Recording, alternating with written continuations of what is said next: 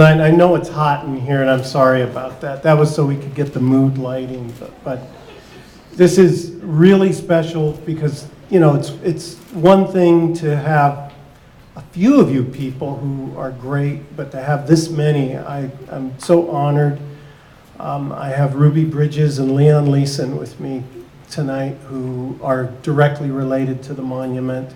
I've retired Senator Don Parada here. I had my high school class here that I can't believe. They look better than I do, but they look tremendous. And I have my mom here, and I have my family, my wife, my in-laws here, and they're right there. And so many others, and the people who supported this project.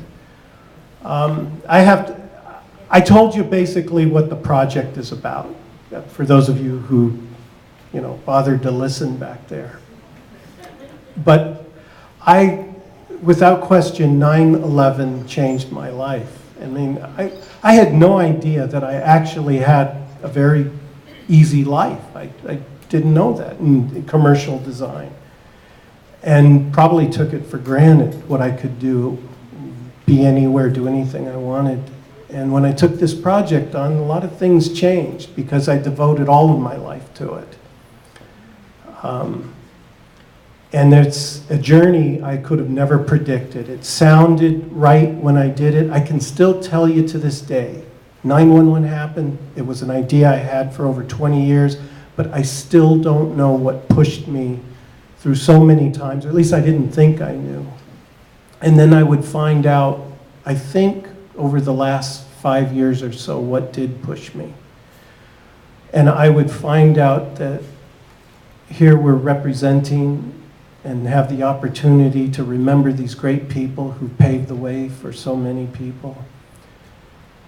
But I'll tell you, this is a hard job. It is really hard. I'm not trying to sound like a complainer or a sad story or anything, but it is not easy doing this, but I gladly take it on. And I'll even tell you that in preparation for tonight, we've been working months, even years, on developing the design and the Ruby Bridges Maya Angelou section to get it out there. Months and weeks.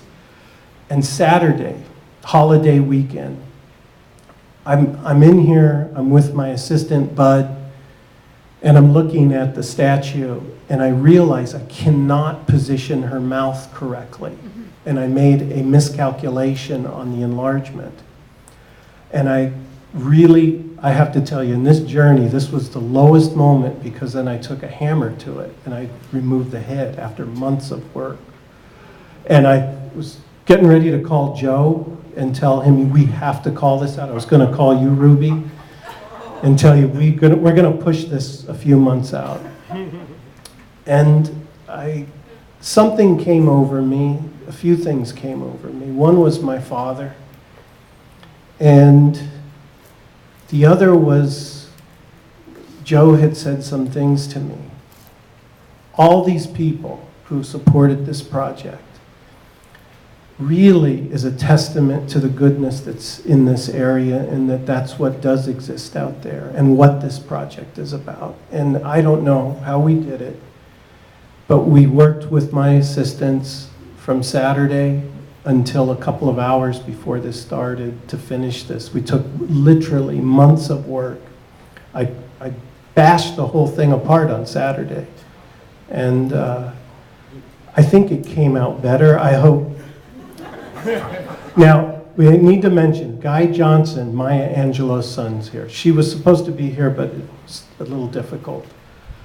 It's not an easy thing, I believe, to travel at that age and, you know, just for one event. But Guy's here, and I know he had pushed me he goes, why don't you make her a little younger? And I thought, you know what? I took the head apart, I'm going to make her younger. And so I did. And I think I'm a lot happier for it, but again, this project has defined what these people are about and what the people are here about. That outside of Oakland you hear so much bad press, but the people here are so wonderful. And I would really learn about what unconditional love is in a new way. So what I'd like to do, I'm very fortunate to have Dr. Maya Angelou be videotaped in since she couldn't be here physically, and she recorded this yesterday as a message, and now I get to see what she says. So let's take a